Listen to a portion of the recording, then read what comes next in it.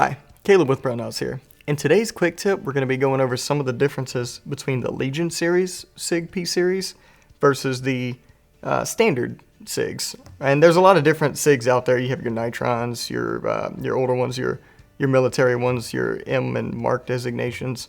But I'm just going to be going over some of the differences between the Legion series, P226, and the non-Legion series. So in front of us here, we have this Legion series P226, right? So this is my personal gun. And then we have a standard SIG 229. Now, I know they're different sizes, but everything I say here is going to apply to both of them, so it doesn't really matter. And if you're not familiar with the difference between just the standard 226 and 229, the 229 is just a compact version of the 226. And I'll just kind of show you what I'm talking about here. And as you can see, the 226, which is this one here, the Legion, has a longer barrel and a little bit longer grip than this 229. But for all the actual differences in Legion series, like I said, it'll apply to both across the board. And yes, they do make a 229 Legion as well. So let's just kind of start with the actual cosmetics, because as you can see, they are a different color. So the 226 Legions actually have a PVD coating on them versus your standard nitride coatings on your standard SIGs, which they still both use stainless steel slides, but you get different coatings. Which with this PVD coating, you get a harder, better coating and a little bit more corrosion resistance and things like that. And funny story, this is actually a flood gun. It went through a flood, and you can't even tell. You can see, obviously, there's a lot of holster wear and different things like that on this particular gun. Because, like I said, this is my personal gun, and I carry it quite often. And whenever these guns first came out, some of the reviews they were getting was about holster wear. They were noticing a lot of obvious holster wear, but honestly, with any firearm, you're going to get holster wear. That's just the nature of carrying a firearm. There's no coating that's completely resistant to holster wear, whether it be PVD, Cerakote, whatever.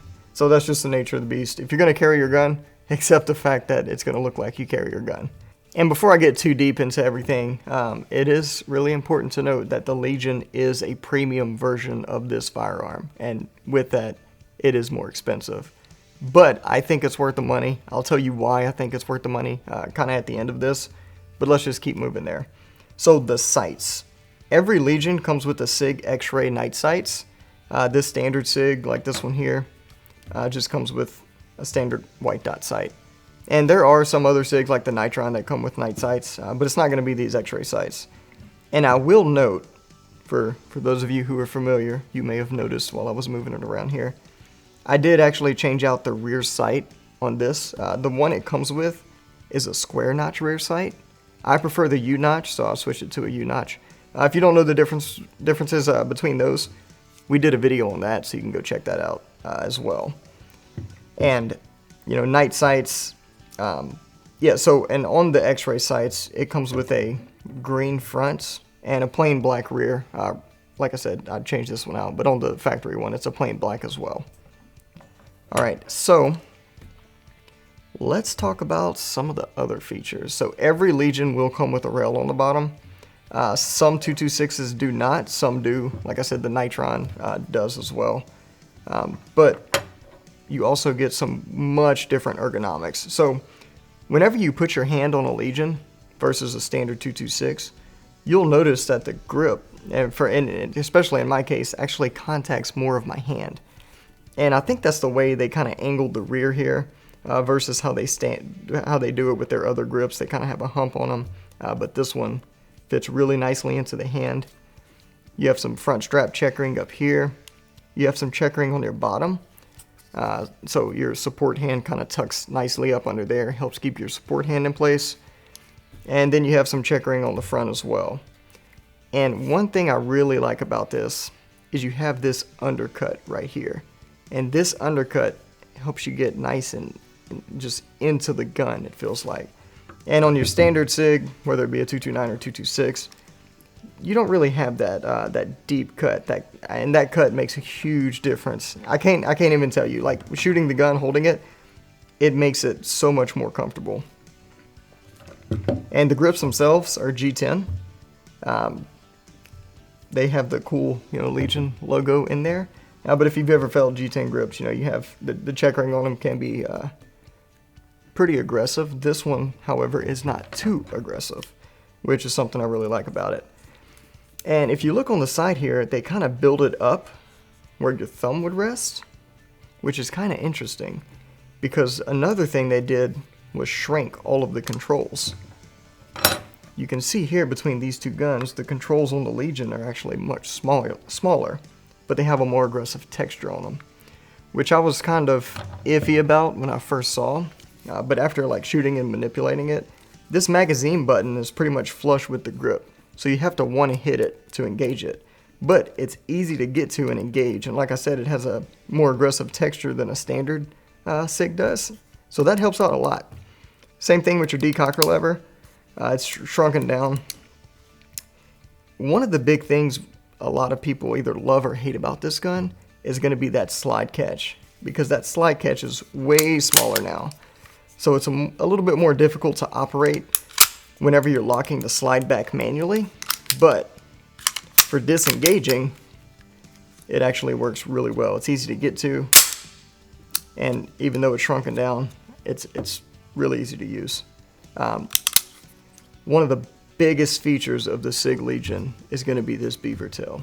If you look at just the standard SIG here, you notice there's a huge difference in that beaver tail.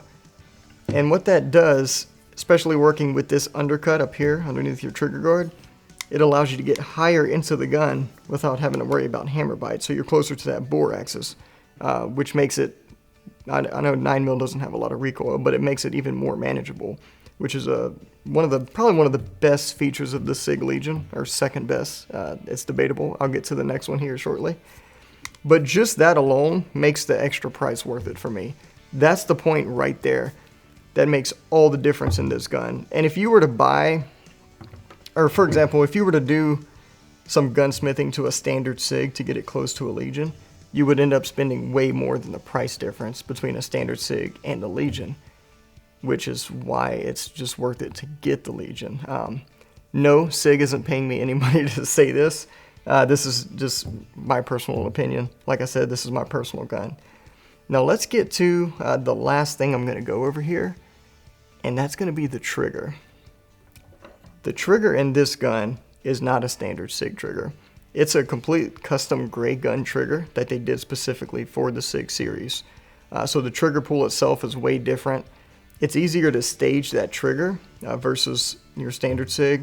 And if you're not familiar with that, staging the trigger is whenever you're in double action, getting that trigger ready to the point of firing, and then just squeezing that extra little bit.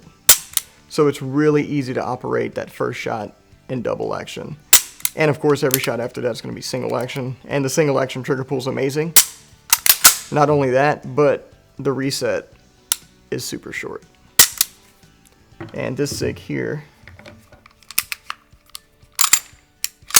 reset on this, a lot further out on that standard SIG trigger. I'll let you see that one more time. So, huge difference there. Gray Guns did an excellent job with a lot of the features on this gun.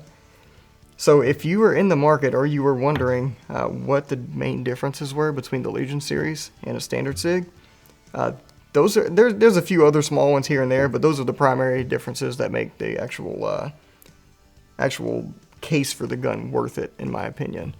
So if you have any questions or comments, or if you have any experience with the Legion series, positive or negative, let us know in the comments down below.